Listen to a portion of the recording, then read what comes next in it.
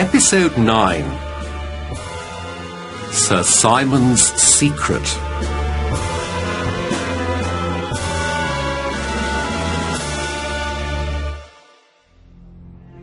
When Virginia did not come down for tea 10 minutes later, Mrs. Otis sent one of the servants to look for her.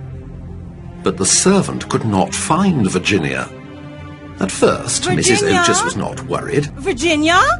But when it got dark, Virginia! she became afraid. The family looked all over the house and garden, but they did not find Virginia. Virginia! Mr. Otis, Washington, and the young Duke took their horses and rode around for hours. They looked in the village and in the fields, and they asked at the station, but they did not find Virginia. They returned to the house and ate dinner.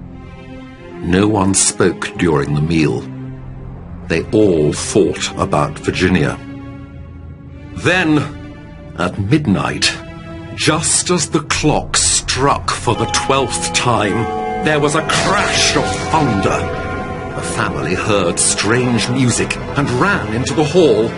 Just then, the wall at the top of the stairs opened up, and out stepped Virginia.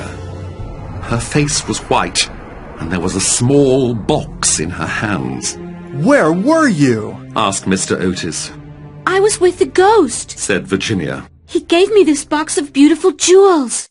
Oh, my dear, we were all so worried. Cried Mrs. Otis. "You must come with me," said Virginia. "I have something to show you." The family and the Duke followed Virginia through the wall, along a secret corridor, and into a small room.